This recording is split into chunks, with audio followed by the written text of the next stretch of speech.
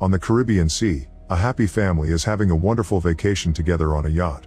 The mother Julia jumps into the water to go for a swim, and while she's trying to relax, she feels something strange. However, she can't see anything around her, so she blames it on her imagination.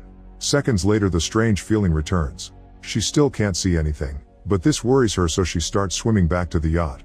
Suddenly something starts pulling at her leg and she desperately starts screaming for help. Her daughter Cassie can't hear her because she has her headphones on, while her husband Tom and her son Ben are busy with their fishing. Julia continues to struggle to stay afloat, and yelling is getting harder because of the water getting into her mouth. Soon Tom realizes he hasn't seen Julia in a while and searches the yacht until he finally sees his wife in danger. After getting the kids, Tom takes the yacht closer to Julia and jumps into the water. He quickly reaches his wife, holding her close to keep her afloat. He swims back to the yacht and the kids help them come aboard.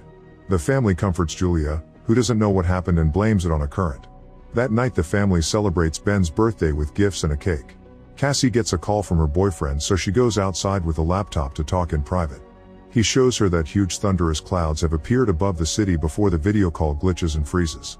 Cassie rushes back to her family to tell them what happened, and Tom blames it on being too far from land to get a good signal. At that moment they hear a noise and go outside to discover a pod of whales passing by.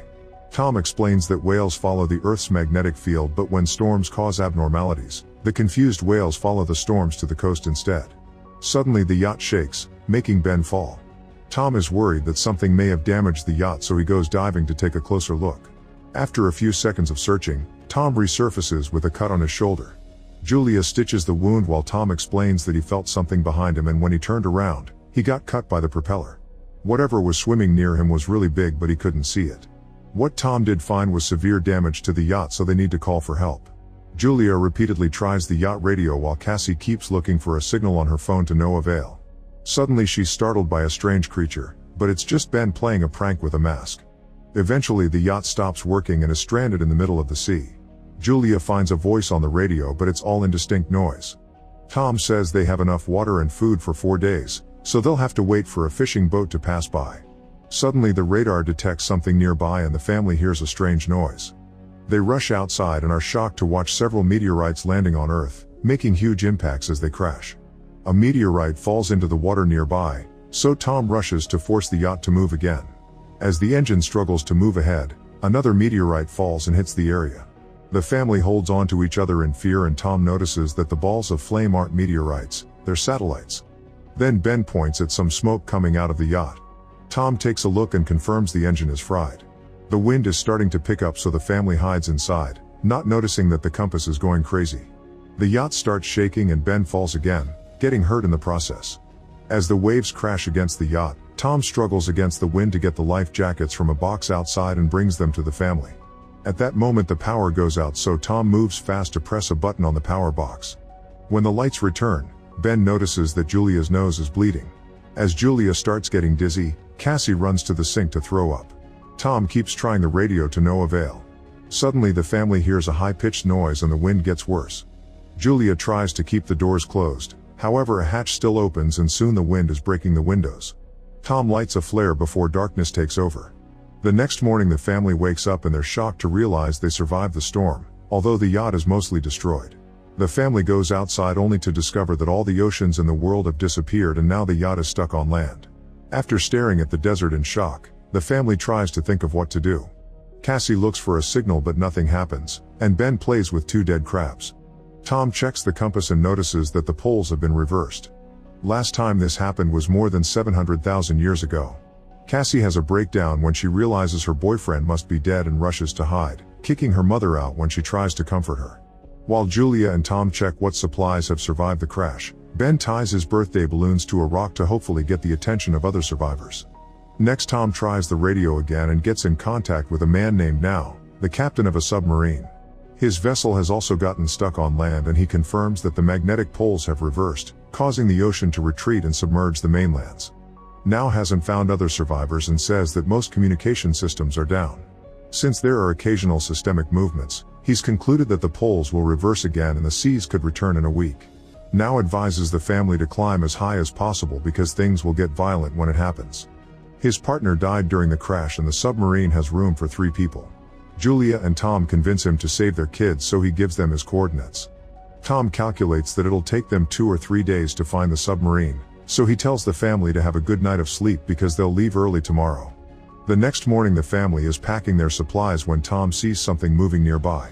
It's a limping man with a makeshift harpoon and a dog that keeps on barking. Tom approaches him and gives him a bottle of water, but he can't understand the man's language. After drinking, the stranger hits Tom with the bottle and kicks him in the face.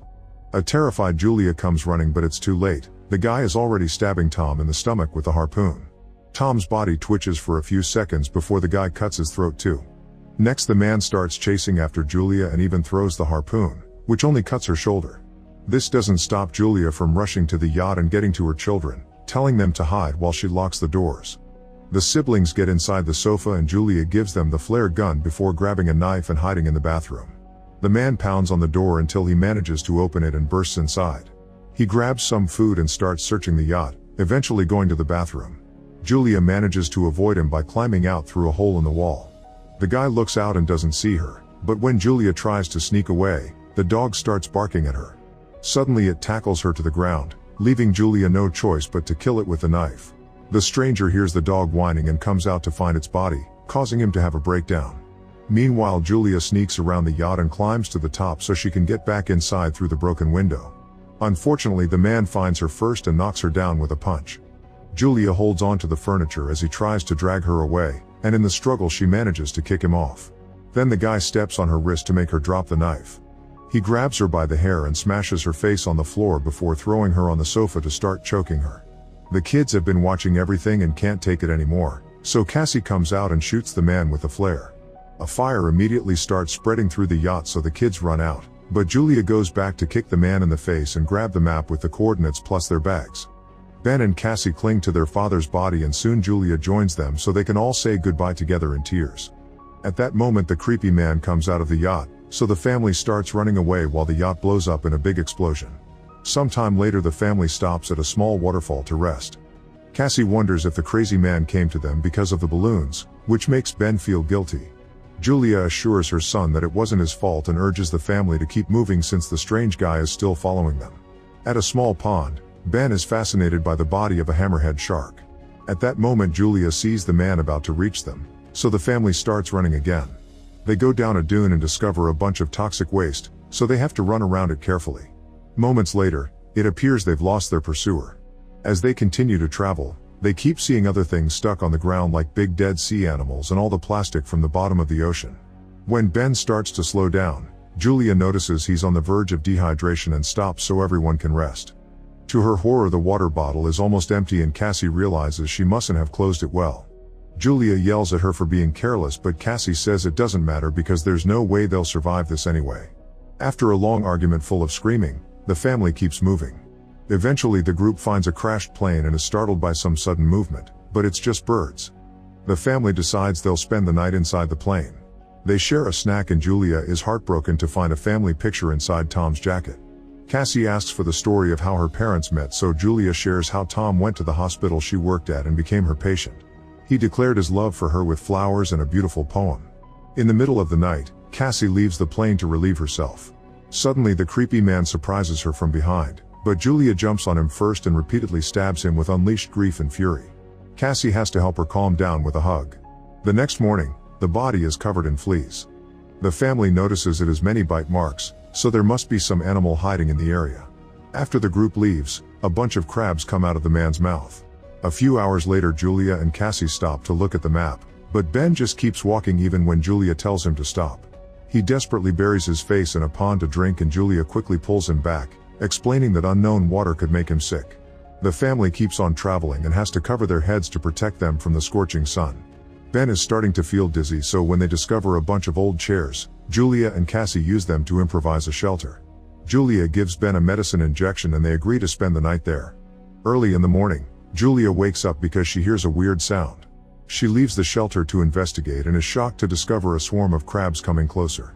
Julia rushes to wake up her kids and the family starts running as fast as possible. They come across a huge cargo ship and run toward it, noticing that 3 crew members are still alive. The woman wants to help them, but the 2 men refuse and the group hides inside a container, which they lock to keep the family out. The crabs are almost there, so Julia makes the kids climb to the top of the container. When she starts climbing too, The crabs begin to violently pinch her leg. The siblings have to help her mother up before she's dragged down.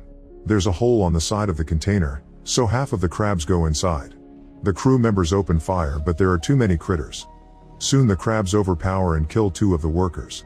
The last man reaches a hole in the ceiling only for the crabs to bring him down and kill him too.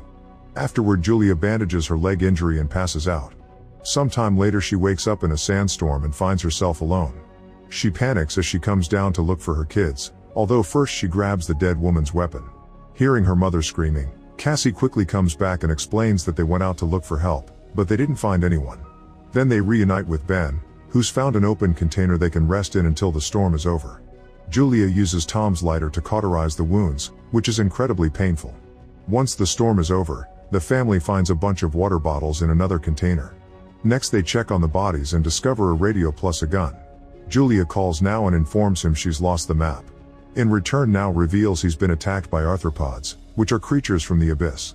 It seems the oxygen has driven them crazy. Now tells the family to hurry because his instruments have calculated that the sea will come back faster than expected, so they only have a few hours. He shoots a flare and the family starts walking in that direction. After a long walk, the family finds a broken toilet and Ben pees in it. They can finally see the submarine nearby, but they'll have to cross a huge rock formation to reach it. As they make their way through, the walls start shaking and rocks begin to fall, causing a massive rock slide. Julia pushes her kids out of the way just in time and moves back to avoid getting crushed. Now there's a rock wall blocking the way between them. Julia tells the kids to keep going without her, but Cassie refuses and insists her mother should try climbing. An argument ensues, and after lots of yelling, Julia promises she'll find her kids later. A reluctant Cassie then finally drags her brother away.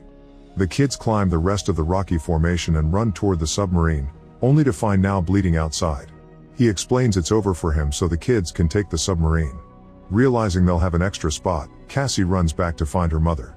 Meanwhile, Julia is horrified to see the crabs coming and opens fire. She manages to kill a few of them, but the swarm is too big and she can't fight them all. At that moment, Cassie appears on top of the wall and offers her hand, so Julia starts climbing as fast as possible with her wounded leg. With Cassie's help, she reaches the other side and they run together to the submarine. Ben is already standing on the roof and opens fire to keep the crabs distracted while his family climbs too. The crabs find Now's body and immediately feast on it. Julia takes the gun and keeps the fire going while she makes the kids go inside. Once they're safe, she realizes she's out of bullets, so she throws the gun at the crabs and joins her children inside. The family makes sure to lock the hatch properly and watches the crabs surround the submarine on the windows. At that moment the ocean finally returns, so the trio rushes to their seats and puts on the belts before holding hands. The raging waves soon hit the submarine and start throwing it around, causing Julia to have visions of everything that happened and Cassie to throw up. Soon the high-pitched noise returns and knocks the family out. Sometime later, Julia and the kids wake up and are happy to confirm they're alive. They unlock the hatch and go out to discover that the waves have dropped the submarine in a destroyed city, which means there's hope to survive and rebuild.